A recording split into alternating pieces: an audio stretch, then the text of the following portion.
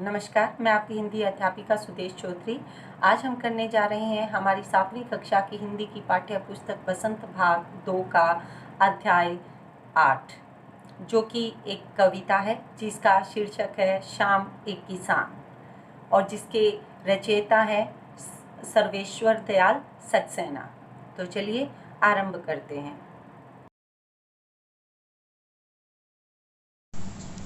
तो ये है हमारी आज की कविता शाम एक किसान। इस कविता में कवि ने मानवीकरण अलंकार का प्रयोग किया है। मानवीकरण होता है किसी भी निर्जीव वस्तु को सजीव दिखाना। तो हम आरंभ करते हैं। आकाश का साफा बांधकर सूरज की चिल्म खींचता बैठा है पहाड़। अब देखिए कवि ने मानवीकरण किया है किसका? पहाड़ का। पहाड़ कह रहे हैं, कवि कह रहा है कि जो पहाड़ है वो कैसा लग रहा है। अब ये इमेजिनेशन है, कल्पनाएं हैं कवि की। जो पहाड़ है वो कैसा लग रहा है? ऐसा लग रहा है जैसे पहाड़ के ऊपर बादल छाए हुए हैं। तो वो ऐसा लग रहा है जैसे उस पहाड़ ने अपने सर के ऊपर सफ़ेद रंग की पगड़ी बांध रखी हो, ऐसा लग रहा है। कौन से? बादलों को देखकर।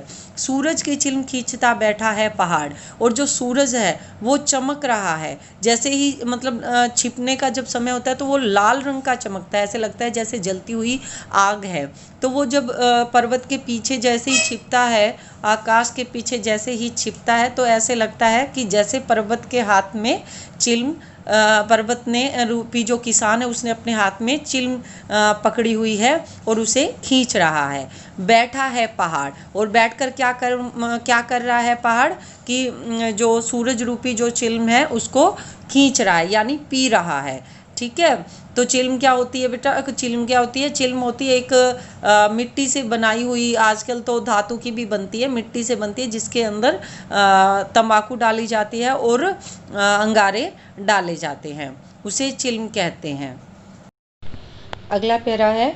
घुटनों पर पड़ी है नदी चादर सी, पास ही दहक रही है पलाश के जंगल की अंगीठी। अंधकार दूर पूरब में सिमटा बैठा है भेड़ों के गल्ले सा। अब देखिए कवि मानवीकरण कर रहा है नदी का, और यहाँ उपमा अलंकार है चादर सी। जो चादर नदी है वो किसके जैसी लग रही है? चादर के जैसी।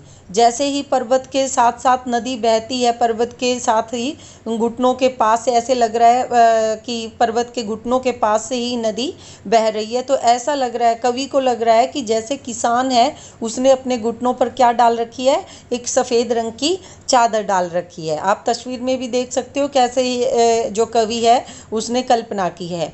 पास ही दहक रही पलाश के जंगल की अंगीठी, और जो पर्वत है उसके सामने ऐसे लग रहा है कि जैसे अंगीठी जल रही है। अब अंगीठी क्यों जल रही है? क्योंकि सामने क्या है? पर्वत पर पलाश के पेड़ हैं, और पलाश के पेड़ कैसे होते हैं? जो पलाश के पेड़ों के फूल होते हैं वो बिल्कुल लाल होते हैं, अंगारों जैसे।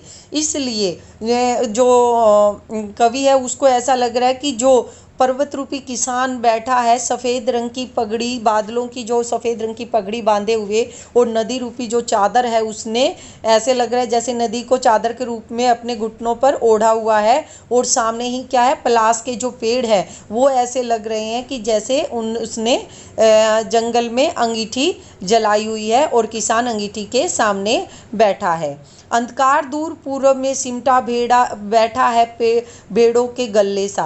अब देखिए गल्ले सा क्या होता है? गल्ले सा होता है समूह।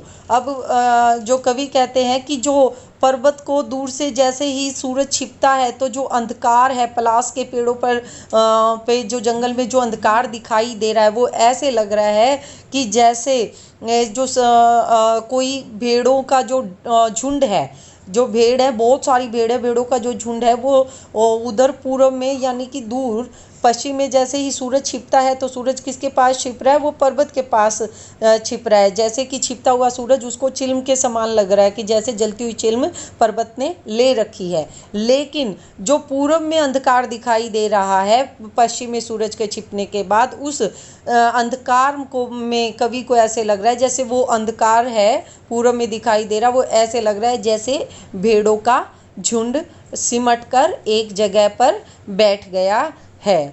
इस तरह से कवि क्या कर रहा है? जो अंधकार का भी मानवीकरण कर दिया है, और प्लास के जो पौधे हैं, जो पेड़ हैं, उन पर जो सफ़ेद वो जो लाल रंग के फूल लगते हैं वो अंगारों के समान कवि को दिखाई दे रहे हैं।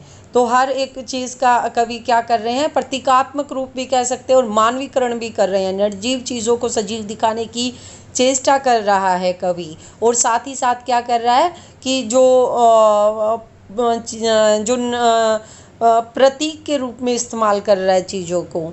ठीक है, तो इस प्रकार से घुटनों पर पड़ी है नदी चादर सी, तस्वीर के माध्यम से भी इस बात को समझा जा सकता है। पलाश अंगीठी अंधकार दूर पूर्व में सिमटा बैठा भेड़ों के गले सा। तो भेड़ों के गले सा मतलब भेड़ों का झुंड। अचानक बोला मोर, जैसे किसी ने आवाज़ दी सुनते हो। अब देखिए, जो कवि है वो एक चित्रात्मक आपके सामने एक चित्रात्मक व्याख्या कर रहा है, मतलब एक चित्र आपके सामने उभर कर आ रहा है कि कैसे सर्दियों की रात है। जो किसान है, आप जानते हो तो किसान है वो क्या करते हैं, रातों को, सर्दियों की जो रात होती है उसमें खेतों में पहरा देते हैं। मुंशी प्रेमचंद की कहानी भी है पूष की रात।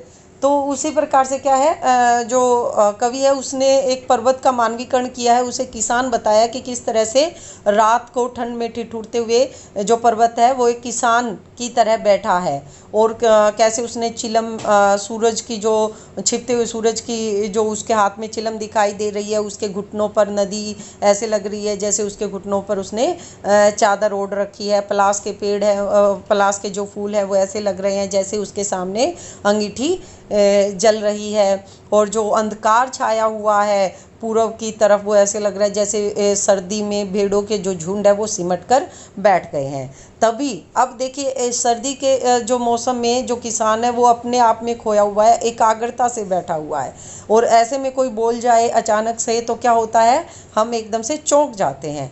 तो वही कवि ने यहाँ पर दिखाया है कि अचानक बोला मोर। और तभी क्या हुआ कि जब जो किसान है वो एकाग्रता से बैठा था, और उसमें क्या हुआ, अचानक से एक मोर बोला, जैसे किसी ने आवाज़ दी सुनते हो। और पर्वत को कैसे लगा, ऐसा लगा कि जैसे उसे किसी ने आवाज़ दी हो और उसे कह रहा हो कि सुनते हो। मतलब कि मोर की आवाज़ सुनकर जो किसान था वो अपनी जो सोच थी, जो एक एकाग्रता थी, उसमें झटके से बाहर आ गया। ये काफ़ी बार हमारे साथ भी ऐसा होता है कि हम एकदम चिंता में अपनी ही सोच में बैठे होते हैं, और तभी अचानक अगर कोई हमें बोल दे तो हम एकदम चौंक पड़ते हैं।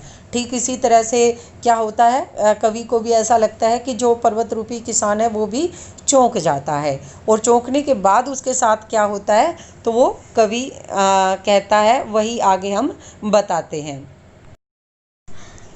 चिलम औंधी, धुआं उठा, सूरज डूबा, अंधेरा छा गया।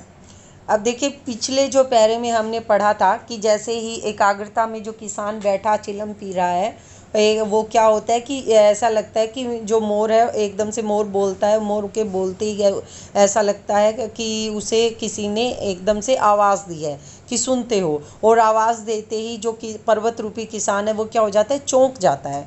अब चौंकने से क्या होता है, अब वो जो दृश्य कवि ने बताया है कि चिलम औंधी, धुआं उठा, ऐसा लगता है कवि को कि जैसे ही किसान चौंकता है, पर्वत रूपी जो किसान है वो चौंकता है, तो चिलम औंधी हो जाती है, यानी कि चिलम उसके हाथ से गिर जाती है। और वो गिरती किस प्रकार से है कि जो सूरज है, जो सूरज ही है ना, जो किसान के हाथ में जो चिलम जैसा दिखाई देता है, तो वो चिलम एकदम से ऐसे लगता है जैसे किसान के हाथ से छूट गई हो, क्योंकि सूरज क्या होता है, छिप जाता है।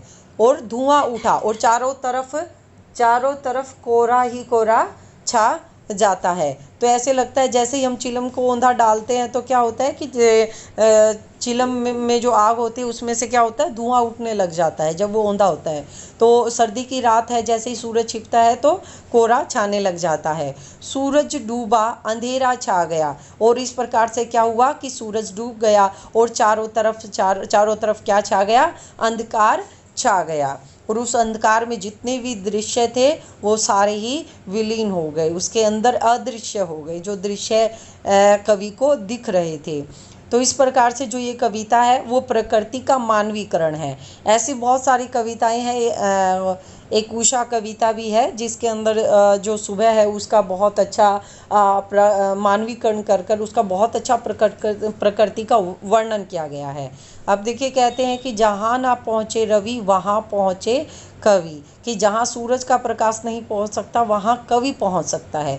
अब ये कवि की कल्पना ही है कि कवि ने एक पर्वत में क्या देखा, एक बैठे हुए सर्दी में बैठे हुए ठिठुरते किसान को देखा, नदी को क्या चादर के रूप में देखा, और जो ढलता हुआ लाल सूरज है वो पर्वत के पास होने के कारण कवि को ऐसे लग रहा है जैसे किसान कोई चिल्म पी रहा हो।